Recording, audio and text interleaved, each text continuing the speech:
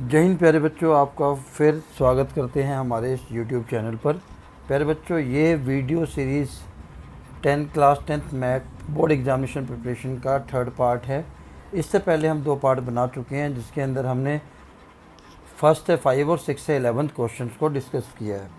तो आज का ये हमारा थर्ड वीडियो है। थर्ड वीडियो के अंदर हम क्वेश्चन नंबर 12 से 20 तक डिस्कस करने वाले हैं, और ये सभी क्वेश्चंस अर्थमेटिक प्रोग्रेशन यानी कि एपी के होने वाले हैं। और ये सभी क्वेश्चन वो क्वेश्चंस हैं जो बोर्ड में आए हुए हैं।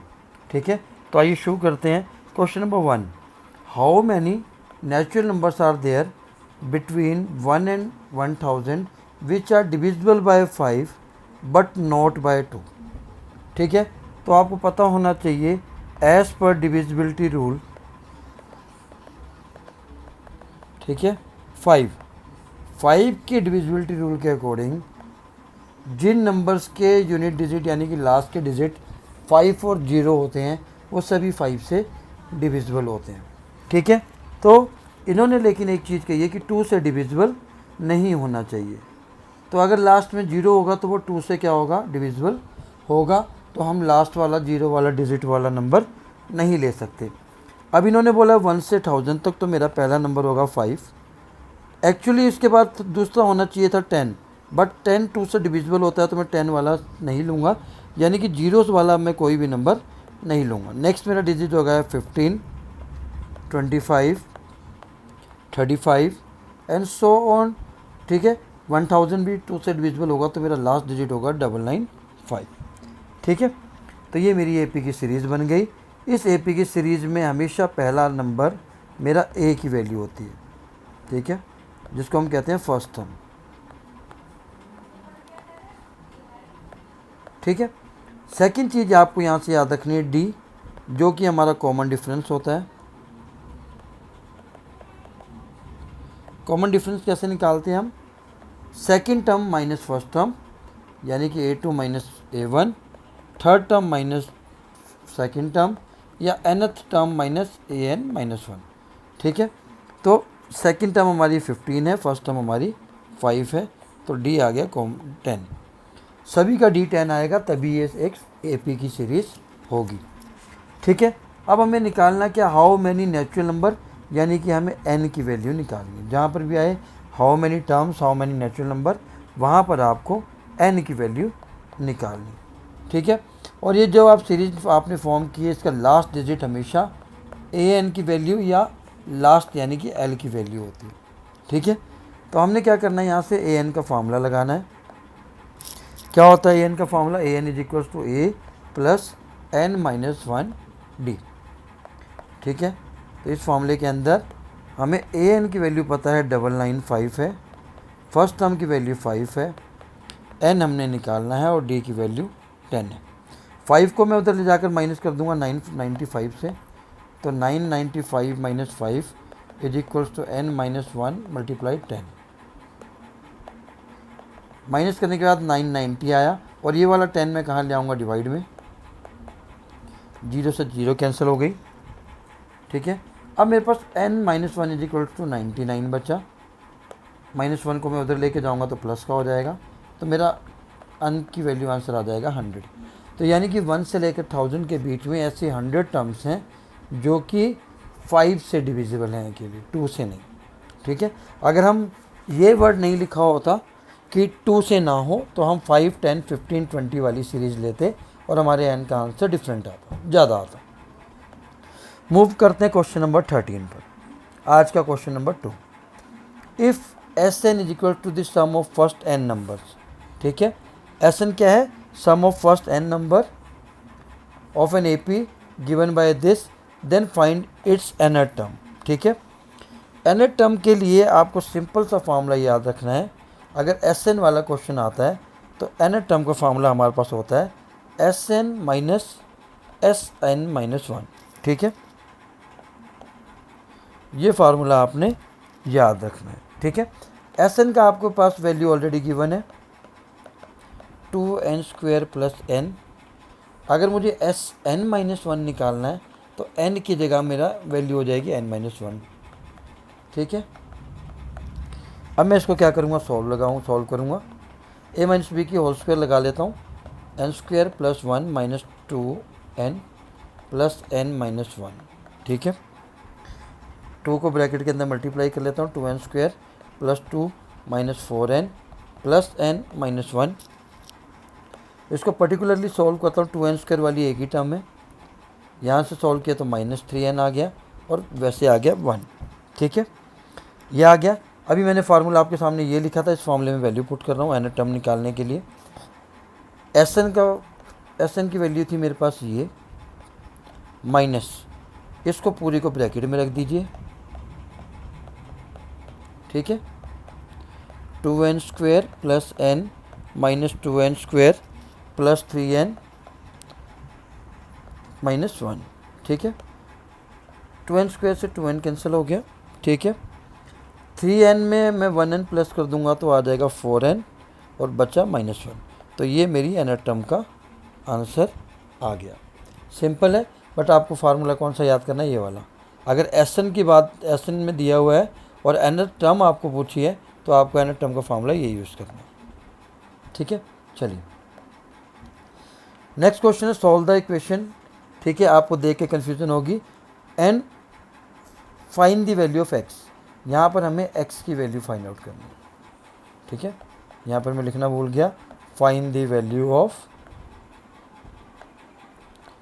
x। ठीक है, लास्ट वाला आप यहाँ से देख के समझ सकते हैं कि जो Sn की वैल्यू हमारे पास 1326 है, क्योंकि ये सम गिवन है। ठीक, और अगर मैं AP की बात करूँ तो फर्स्ट टर्म मेरी कौन सी हो जाएगी, 1, क्योंकि पहली टर्म 1 है तो A 1 आ गया। D मैंने बताया था सेकंड टर्म में से फर्स्ट टर्म को माइनस कर लीजिए, 4। ठीक है, ये मेरी लास्ट टर्म है, यानी कि AN की वैल्यू है x। क्लियर हो गया, AN या L की वैल्यू दोनों आप मान सकते हैं x है। जब AN पता है मुझे तो मैं AN वाला फॉर्मूला पुट करूँगा पहले, A plus n minus 1D। ठीक है, AN की वैल्यू मेरे पास x है, A की वैल्यू मेरे पास 1 है, n की वैल्यू मेरे पास नहीं है और D की वैल्यू मेरे पास 4 है। ठीक है, अब मैं 1 को इधर ले आऊँगा तो x माइनस 1 हो जाएगा, n minus 1 multiply by 4। Multiply वाला 4 है तो मतलब यहाँ आकर डिवाइड में आएगा, तो ये आ गया n माइनस 1। 1 को भी मैं दूसरी साइड ले जाऊँ तो n की वैल्यू हो जाएगी x माइनस 1 बाई 4 प्लस 1। इनका मैं एलसीएम ले लेता हूँ, एलसीएम आएगा 4, ये नंबर एज इट इज़ आएगा, यहाँ पर आ जाएगा प्लस 4। ठीक है, यहाँ तक हमने कुछ नहीं किया, इजी स्टेप था। यहाँ से n की वैल्यू आ जाएगी मेरे पास x प्लस 3/4। ठीक है, अब n की वैल्यू आपने निकाल ली तो सम का एक फार्मूला होता है हमारे पास। अगर आपको फर्स्ट टर्म और लास्ट टर्म पता है और n पता है तो हम सम का फार्मूला लगा सकते हैं, n/2 a प्लस l। ठीक है, Sn हमारे पास ऑलरेडी गिवन है 1326। n की वैल्यू मैंने निकाल ली आपके सामने, x प्लस 3/4 ये निकाली है। ठीक है, फर्स्ट टर्म की वैल्यू मेरे पास 1 है और l की वैल्यू मेरे पास x है। ठीक है, अब करते हैं सॉल्व। ठीक, यहाँ पर सॉरी 2 भी भूल गया मैं लगाना, क्योंकि n की वैल्यू तो ये है लेकिन साथ में 2 भी है। अब मैं क्या करूँगा, 8 को सीधा इधर ले आता हूँ, 1326 के साथ मल्टीप्लाई कर देते हैं। 1326 को मैंने 8 से मल्टीप्लाई कर दिया, यहाँ पर बचेगा x प्लस 3 और x प्लस 1। ठीक है, अब आपने यहाँ से क्वाड्रेटिक इक्वेशन का इस्तेमाल करना है। जब आप इसको मल्टीप्लाई करेंगे, मल्टीप्लाई करने के बाद आएगा 10608, और जब इनको हम मल्टीप्लाई कर लें, ठीक है, तो हमारे पास आ जाएगा x square plus 4x plus 3। ठीक, इस पूरी टर्म को मैं दूसरी साइड ले जाता हूँ, x square plus 4x plus 3 minus 10608। ठीक, 3 माइनस करने के बाद मेरे पास जो इक्वेशन बचेगी 10605 बचेगी। ठीक है, अब आपने इसमें क्वाड्रेटिक फार्मूला लगाकर just splitting the middle term करके आंसर निकाल लेना है। ठीक है, x की वैल्यू यहाँ से जो आएगी 101 आएगी, मैं आपको आंसर बता देता हूँ। ठीक है, चलिए, क्योंकि स्पेस अवेलेबल नहीं है तो मैं इसको यहीं छोड़ रहा हूँ, आप क्वाड्रेटिक फार्मूला का इस्तेमाल कर सकते हैं। और आपको अगर नहीं आते तो स्प्लिटिंग द मिडिल टर्म और क्वाड्रेटिक फॉर्मूला का वीडियो मेरे चैनल में ऑलरेडी अपलोडेड है, आप उसको देख सकते हैं। आपके हेल्प के लिए मैं डिस्क्रिप्शन में भी डाल दूंगा। The ratio of sum of first M, ठीक है, ये इंपॉर्टेंट क्वेश्चन है। इंपॉर्टेंट आ रही है क्योंकि मैंने लिए इंपॉर्टेंट क्वेश्चन ही है इस वीडियो के अंदर। Ratio of sum of first M and first N terms, ठीक है। क्या कहा है according to question? Ratio of sum of M term और सम ऑफ एन टर्म का रेशियो क्या है? M square upon N square. Show that the ratio of its mth term and nth term, ठीक है। हमें क्या निकालना है? एमथ टर्म और एनथ टर्म का रेशियो हमने बताना है कि 2m - 1 अपॉन 2n - 1 है, ठीक है। तो सबसे पहले मैं क्या करूँगा, जो मुझे गिवन है मैं वहाँ से स्टार्ट करूँगा। एस सम का फार्मूला क्या होता है? m/2 2a plus m - 1d, ये सम का फार्मूला आता है हमारे पास। पर यहाँ पर m दिया है तो m लिख दिया, नीचे n गया है तो n लिखूँगा।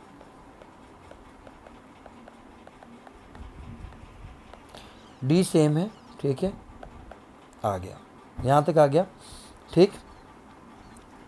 आगे सॉल्व कर लेते हैं हम इसको। अब 2 से 2 कट जाएगा, यहाँ बच्चा m/n, तो m/n अगर मैं m/n में करके दिखा देता हूँ फिर आप कंफ्यूज होगे। ऊपर बचेगा 2a प्लस m - 1d, नीचे भी बचेगा 2a plus n - 1d। m square n square है तो ये स्क्वेयर दोनों साइड के क्या हो जाएंगे? कैंसिल हो जाएंगे इससे, ठीक है। अब मेरे पास जो फाइनली वैल्यू बचती है 2a प्लस m - 1d और 2a n - 1d। यहाँ तक मेरे को लगता है आपका क्लियर हो गया। तो m/n आ गया, ठीक है। अब मुझे इसको सॉल्व करना है, पूरी d की वैल्यू तक जाना है, ठीक है। d की वैल्यू तक जाना है तो मुझे सॉल्व करना पड़ेगा इसको। क्योंकि d की वैल्यू तक क्यों जाना है? क्योंकि मुझे nth और mth टर्म का फार्मूला लगा के d की वैल्यू वहाँ पुट करनी है। जितने भी ऐसे क्वेश्चन आएंगे वहाँ तक आपको सबसे पहले d की वैल्यू निकालनी है, ठीक है। हम n को इधर मल्टीप्लाई कर देता हूँ और इसको इधर 2a, चलो मैं मल्टीप्लाई करते चलता हूँ। n को किया तो 2an हो गया, ठीक है। ब्रैकेट के अंदर भी कर दिया, mn - n हो गया, बचा d, ठीक है। इक्वल टू में भी same 2am plus mn - md निकल गया, ठीक। यहाँ से मुझे सॉल्व करना है, ठीक, सॉल्व कर लेते हैं। 2an था यहाँ 2am है, ठीक है, और यहाँ mn - nd है और यहाँ mn - md है, ठीक है। जब मैं इसको सॉल्व करूँगा, ठीक, सॉल्व करने के बाद जब मैं इसको पूरा सॉल्व कर लूँ, कर लेते हैं 2an mnd - nd 2am mnd - md, ठीक है। तो दोनों साइड mnd कैंसिल हो जाएगा, ठीक है। अब मेरे पास जब मैं इसको सॉल्व करूँगा, ठीक, मैं n वाली को दूसरी साइड ले जाता हूँ या m वाली को इधर ले आता हूँ और n वाली को इधर ले जाता हूँ। इसको दूसरी साइड ले गया और n वाली को इधर ले आया, ठीक है। तो मेरे पास क्या बचेगा? md - nd is equals to 2am - 2an, ठीक। यहाँ से मैं d कॉमन ले लूँगा तो ब्रैकेट में बचेगा m - n। यहाँ से भी मैं 2a कॉमन ले लूँगा तो बचेगा m - n। m - n से m - n कैंसिल हो जाएगा, d की वैल्यू आ गई 2a। यही निकालनी इंपॉर्टेंट थी, ठीक है। यहाँ के बाद आपने क्या करना है? इसको लेकर चलना है जो आपको प्रूफ करना है। am का फार्मूला होता है a प्लस m - 1d, नीचे आएगा a प्लस n - 1d, क्योंकि an का फार्मूला लिख दिया ऊपर, am का लिख दिया। 2m - 1 और 2n - 1 हमें प्रूफ करना है, ठीक है। इसको मैं रब कर देता हूँ ताकि मेरे पास स्पेस अवेलेबल हो जाए, ठीक है। आप वीडियो को पॉज करके दोबारा समझ सकते हैं। इजी क्वेश्चन है, लेंथी ज़रूर है पर मुश्किल नहीं है, ठीक है। अब मैंने क्या किया? a प्लस m - 1, d की वैल्यू मैंने 2a निकाली थी यहाँ पर, तो इस d की जगह मैंने 2a पुट कर दिया ऊपर और नीचे दोनों जगह,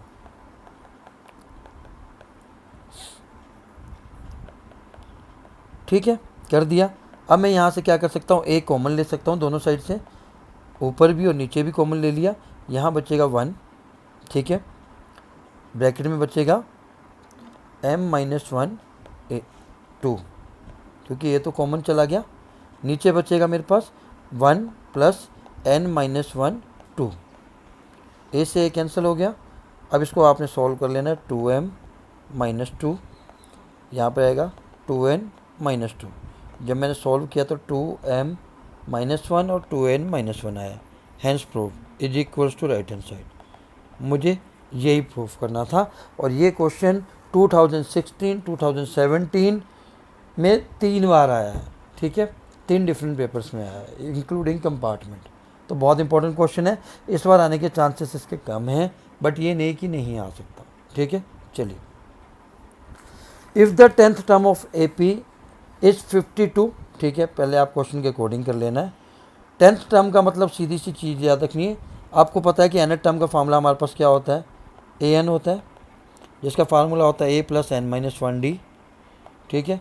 तो यहीं से इन्होंने बोला कि 10th टर्म, यानी कि 10 n की जगह 10 आ जाएगा, ठीक है। तो ये आ जाएगा a + 9d, ठीक। तो मैं सीधा भी लिख सकता था, पर मैंने कहा चलो आपको पता होना। 10th टर्म मुझे दी है, कितनी दी है, 52, ठीक। एंड 17 टर्म, अब इन्होंने 17 टर्म को कैसे, जब भी आपने प्रॉब्लम पढ़नी है तो आधी आधी पढ़नी है ताकि आप समझ सको। पहले मैंने इतना पढ़ के इसको लिखा, फिर मैंने आगे पढ़ा। 17 टर्म कितनी दी है, यानी कि ए 17 टर्म मुझे दी है 20 मोर देन द 30 टर्म, ठीक है। 30 टर्म से कितनी ज़्यादा है, 20 मोर, बन गया। अभी मैंने ए 10 को लिखा था a + 9d, तो यहाँ से मैं ए 17 को a + 16d डायरेक्टली लिख सकता हूँ। फार्मूला ये वाला इस्तेमाल किया, आप 17 पुट कर दीजिए यहाँ पर, तो 16d ही आएगा। 13 की जगह मैं लिख सकता हूँ a + 12d, ए से ए कर दीजिए कैंसिल, 16d - 12d आ जाएगा is equals to 20, 4d is equal to आ जाएगा 20, d की वैल्यू यहाँ से आ जाएगी 5, ठीक है। d की वैल्यू आ गई, क्योंकि इन्होंने हमें ए पी के पता लगाने के लिए कहा है। ए पी के लिए अगर आपको ए और डी पता है तो आप ए पी बना सकते हैं। डी निकाल दिया, अब डी की वैल्यू यहाँ पर पुट कर दीजिए, ए + 9, डी की वैल्यू थी 5 इज इक्वल्स टू 52, ए + 9 5 = 45 होता है, 52 - 45, ए की वैल्यू आ गई 7, ठीक है। अब मेरे पास दोनों वैल्यू आ गई।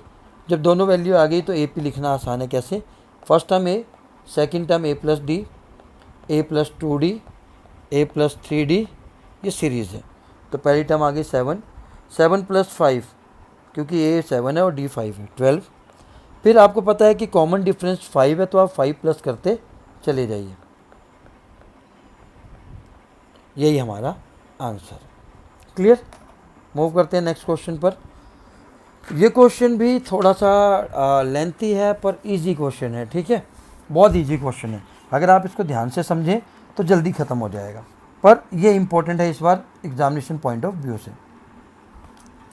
क्वेश्चन क्या कहता है, according to question, if pth term, अभी हम nth टर्म पढ़ रहे थे तो an की जगह ap लिख देंगे अब, ऑफ ap इज़ q, यानी कि ap q है pth term, and qth term यानी कि aq p है, उल्टा दे दिया इन्होंने। pth टर्म हमारे पास q दे दिया, qth टर्म हमारे पास p दे दिया, ठीक है। निकालना क्या है, nth टर्म निकालनी है, मतलब आपको an की वैल्यू निकाल कर बतानी है कि ये इसके इक्वल आएगी, ठीक है। तो अभी आपको ap दिया है nth टर्म की जगह, तो इसका फार्मूला लगा देते हैं, a प्लस, क्योंकि nth टर्म का फार्मूला होता है a + n-1d होता है ना, n की जगह p हो गया तो यहाँ भी p हो जाएगा, a + p - 1d is equals to q, यहाँ पर p की जगह q हो जाएगा, a + q - 1d is equals to p। मैंने कुछ नहीं किया, मैं फिर बता रहा हूँ, इस n की जगह अगर p दिया है तो p भर दिया, q दिया है तो q भर दिया, ठीक है। अब मैं क्या करूँगा, इनको सब्ट्रैक्ट कर दूँगा, ठीक। सब्ट्रैक्ट करने के लिए मैं क्या करता हूँ, a plus P minus 1d Q में से इसको सब्ट्रैक्ट कर देता हूँ। a plus Q minus 1d is equals to P. ठीक है, यहाँ तक क्लियर हो गया। साइन चेंज कर देते हैं, माइनस माइनस, ये प्लस में था तो माइनस, a से a हमारा कैंसिल हो जाएगा। यहाँ पर बचेगा p minus 1d minus Q minus 1d is equals to Q minus P. ठीक है, जब आप इसको सॉल्व करेंगे P D minus D minus Q D plus D is equals to Q minus P. D से डी हमारा cancel हो गया, यहाँ से डी दोनों में था तो डी कॉमन ले लिया, ब्रैकेट में बचेगा पी माइनस क्यू। ठीक है, और यहाँ पर बचा क्यू माइनस पी। ठीक, अब यहाँ से आपने देखा कि ये p माइनस क्यू है, ये क्यू माइनस पी, तो मैं सेम बना सकता हूँ माइनस साइन बाहर लेकर। अगर मैं इनका माइनस साइन बाहर ले लूँ तो ये क्या हो जाएगा, p माइनस क्यू से p माइनस क्यू कैंसिल हो गया, d की वैल्यू आ गई -1। मैंने आपको पिछले क्वेश्चन में भी कहा था कि आपको ऐसे क्वेश्चन में क्या निकालना है, d निकालना है। ठीक है, फिर इन्होंने क्या कहा कि nth टर्म निकालो। ठीक है, nth टर्म निकालनी है हमने। ठीक है, nth टर्म से पहले हमें a भी पता होना चाहिए। a कैसे निकालेंगे हम तो हम किसी एक इक्वेशन में d की वैल्यू पुट कर देंगे। मान लीजिए मैं इस इक्वेशन में d की वैल्यू पुट कर देता हूँ इक्वेशन 1 में। इक्वेशन 1 में a plus P minus 1, D की वैल्यू -1 थी, q a माइनस मल्टीप्लाई हो जाएगा तो -p plus 1 is equals to q। यहाँ से a की वैल्यू आ जाएगी मेरी q प्लस p माइनस 1। समझ में आ गया। पहले मैंने दोनों इक्वेशन से एलिमिनेशन मेथड लगाकर d की वैल्यू निकाली, d की वैल्यू किसी भी इक्वेशन में पुट करके a की वैल्यू निकाल ली। अब मैं चलूँगा nth टर्म के फॉर्मूले पर। ठीक है, इसको रब कर देते हैं, क्योंकि nth टर्म के फॉर्मूले के लिए मेरे को a और d दोनों की वैल्यू पता होनी चाहिए। ठीक है, nth टर्म का फॉर्मूला लगा देता हूँ, a plus n minus 1d। ठीक है, a की वैल्यू मेरे पास थी q प्लस p माइनस 1 और d की वैल्यू थी मेरे पास -1। ठीक है, इसको सॉल्व कर लेते हैं। ठीक है, ये इससे कैंसिल हो गया, बचा क्या हमारे पास p plus Q minus n। यही हमें चाहिए था यहाँ पर और हमने यही प्रूफ कर दिया। तो ये क्वेश्चन CBSE 2023 का था। सारे क्वेश्चन मैंने 23, 25, 24, 2022 और उससे पहले के लिए हुए हैं इस वीडियो के अंदर। ठीक है, चलिए find A, B and C if आपको A की वैल्यू, B की वैल्यू और C की वैल्यू बतानी है। अगर ये सभी किस में है, AP में है।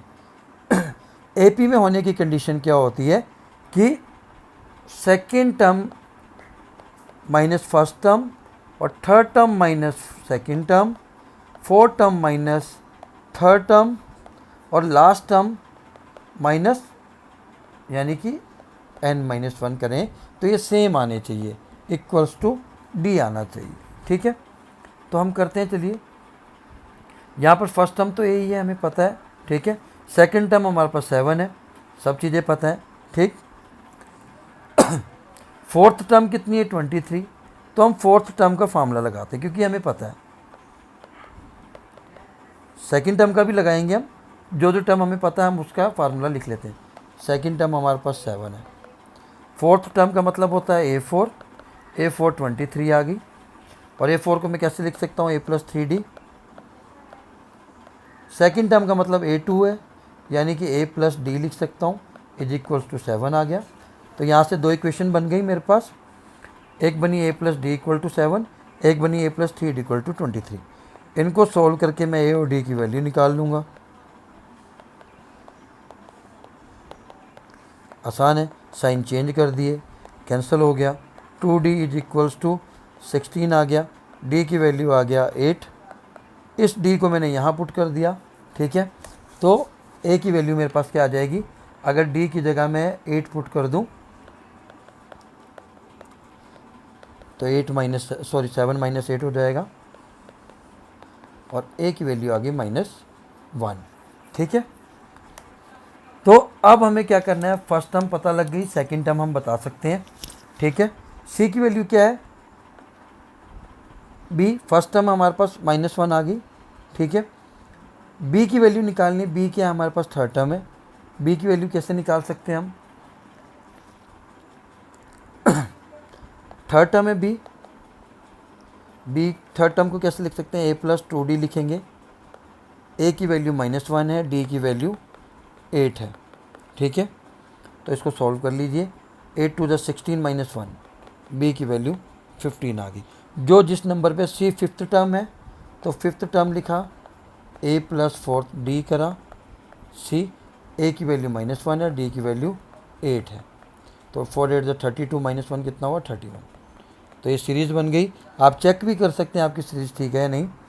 पहला नंबर हमारा आया -1, दूसरा 7 है, बी की वैल्यू 15 है, सी की वैल्यू 4 टर्म 23 है और सी की वैल्यू 31 है। यहाँ से हमें साफ क्लियरली पता लग रहा है कि कॉमन डिफरेंस 8 है, यानी कि हमारी एपी सही बनी है। ठीक है, चलिए क्वेश्चन नंबर 90 पर, आ सम ऑफ ₹2000 इज इंटरेस्ट, ये 2025 का क्वेश्चन मैं आपको ये बता देता हूँ।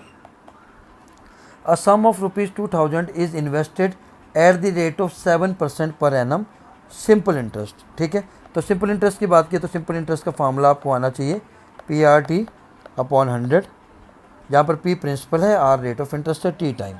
ठीक है, calculate the interest at the end of first year, second year and third year. Interest निकालना है तो सिंपल सी चीज़ है। ठीक है, इंटरेस्ट एट फर्स्ट ईयर क्या आएगा, मैं इंटरेस्ट फर्स्ट ईयर लिख देता हूँ पूरा लिखने की जगह, आपको भी टाइम बचाना है पेपर में। प्रिंसिपल अमाउंट मेरा ₹2000 है, रेट मेरा 7% है, टाइम मेरा 1 ईयर है, अपॉन 100, 0 से 0 कैंसिल, आ गया ₹140। सेकेंड ईयर का सिमिलरली डैश लगा दिया। ठीक, 2000 इंटू 7 इंटू 2 साल हो गए तो टाइम 2 हो जाएगा, कितना आ गया ₹280। थर्ड ईयर का सिमिलरली टाइम 3 ईयर हो जाएगा, यह आ जाएगा हमारा ₹420। आगे इन्होंने क्या पूछा, हमने इंटरेस्ट निकाल दिया। Do this interest form an AP, yes definitely AP form करते हैं, क्योंकि इन दोनों का डिफरेंस भी 140 आ रहा है, इन दोनों का डिफरेंस भी 140 आ रहा है।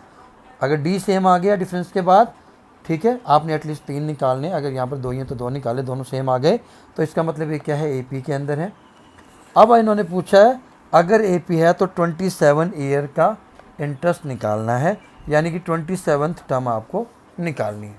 ठीक है, A27 को मैं कैसे लिख सकता हूँ, A plus 26D। First term मेरी कितनी थी 140, डी मेरा कितना है 140।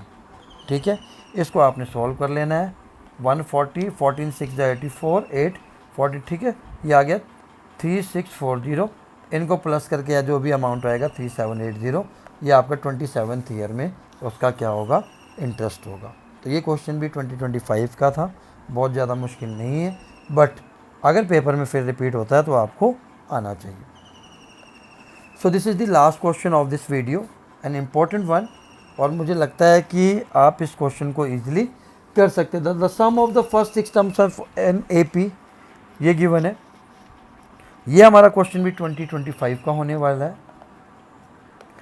सम of first 6 terms of an AP is 42।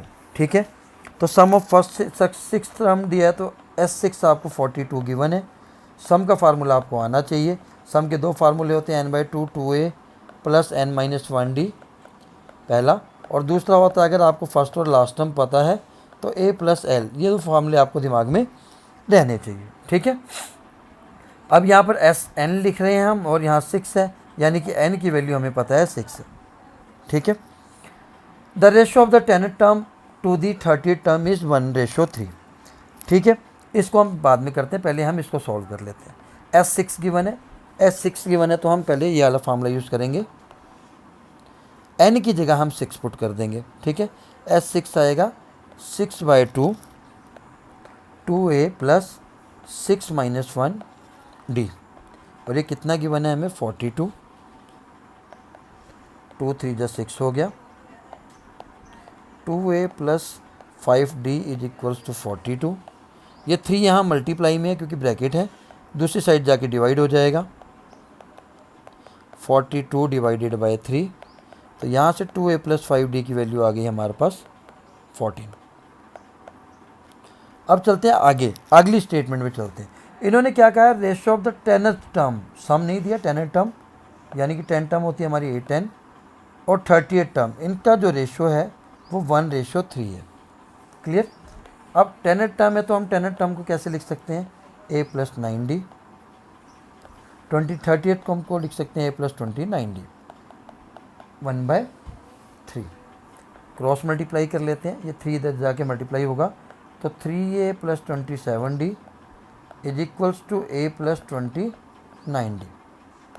दोनों टर्म को इस साइड ले आता हूँ, 3a माइनस a और 27d minus 29d equal to 0।